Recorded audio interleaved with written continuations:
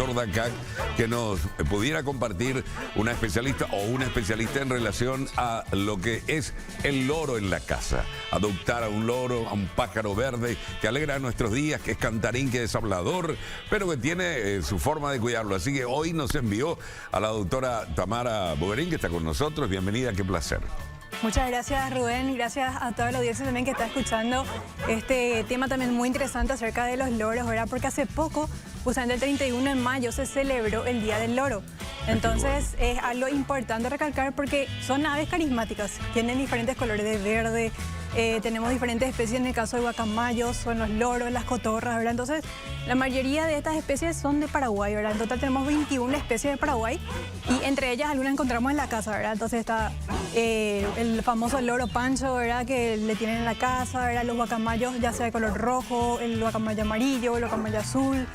Y obviamente entre todas estas especies que nosotros estamos comentando ahora, son especies igual que se encuentran en estado de conservación en nuestro país como amenazados o en estado, digamos, de preocupación menor, ya sea por amenazas en su hábitat o también por el tema del mascotismo, ¿verdad? Otra situación, ¿verdad?, que abarca mucho con la problemática de estas aves tan carismáticas y tan lindas que tenemos en nuestro país.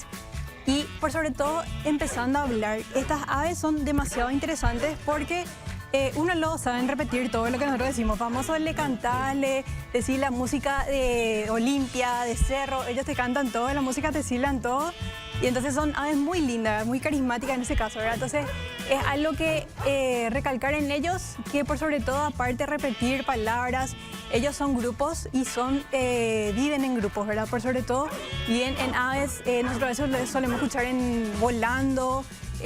Acá en Asunción por lo menos tenemos especies de guacamayos que están volando libres, loros que están volando libres, ¿verdad? Entonces es importante respetar también a ellos mirándole, o sea, más bien teniendo como observación a estas especies porque son aves lindas, no para tenerlos tanto en la casa porque tenemos una ley también en nuestro país, es la ley Vida Silvestre 96/92 y esa prohíbe el mascotismo de estas aves. Pero ¿qué pasa si yo tengo ya esta ave en casa? Bueno, ahí el MADES, que es el Ministerio de Desarrollo Sostenible, es el que se encarga de ponerte el registro de la especie, o sea, de la ave, digamos, tenés un lorito, tenés un guacamayo, tenés una cotorra, bueno, el MADES entonces se encarga de registrar a esta ave que vos estás teniendo, entonces, esta especie en casa, ¿verdad? Para obviamente tenerlo de manera legal en la casa y no de manera ilegal. ¿Por qué justamente de manera ilegal? Porque nosotras veces compramos en el mercado, se vende ahí el lorito, ¿verdad? Y todos estos loritos son traídos de la naturaleza, son saqueados de los nidos, ¿verdad? Entonces son traídos de la naturaleza y obviamente eso otra vez repercute en la población que ya está en vida silvestre. Entonces, algo muy importante descartar es que todas estas aves que tenemos en casa, por ejemplo, el loro, guacamayo, cotorrita, ¿verdad? Es importante conocer, ¿verdad? De qué se alimenta, ¿verdad? Ahí nosotros, por ejemplo, tenemos cierta en el video que estamos pasando ahí. Estos se alimentan normalmente de frutas, de semillas, tubérculos, de flores, ¿verdad? Y algo muy importante el que entender, digamos, si tenemos en casa, es que ellos en la naturaleza no encuentran cocido, no encuentran galletas, no encuentran leche, no encuentran tallarín, ¿verdad? Entonces todo eso hay que tener en cuenta, ¿verdad?, con respecto a estos animalitos. Porque, ¿qué pasa si ellos se alimentan de este tipo de alimentos, ¿verdad?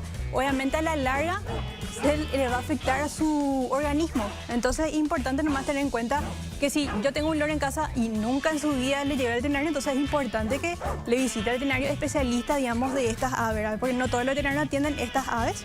Entonces es importante que vaya al especialista, consulte, sepa, se informe, ¿verdad?, cómo tenerle al animal, ¿verdad? Porque, ¿qué pasa a veces? Nosotros a veces le tenemos en casa y está en una jaulita nomás. O está, digamos, en la argolla esta de hierro, de madera que tengamos en casa, un arbolito, ¿verdad? Y es importante nomás siempre interactuar con el ave, porque es una ave que vive en grupo. No son aves solitarias, sí o sí necesitan socializar con la persona con la que le está teniendo en casa o otra ave, ya sea, digamos, que esté de compañía con ellos, ¿verdad? Entonces es importante siempre entender de que estas aves necesitan entretenerse, ¿verdad? Porque si se llegan a aburrir, o sea, si viven en una jaulita pequeña siempre o en una argolla y demás cositas, entonces no tienen ningún tipo de diversión.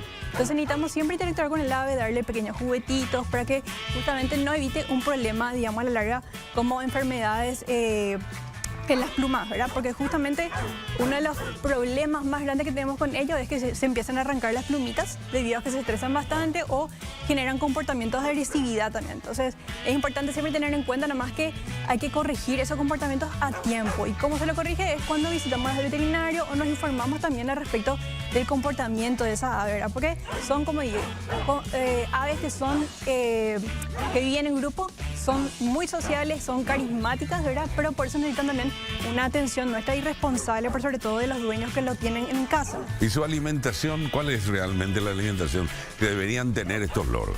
Bueno, en la naturaleza, como expliqué, ellos se alimentan de frutos, se alimentan de semillas, pero no encuentran, como te digo, no encuentran el tallarín, no encuentran la leche, nada de esa cuestión, no encuentran ellos alimentos humanos en la naturaleza, ¿verdad? Entonces, si ellos, por ejemplo, nosotros vemos acá, ellos se alimentan del pindo, del cocotero, del mango, tenemos muchas frutas, digamos, que están a nivel, digamos, al alcance de esas aves, ¿verdad?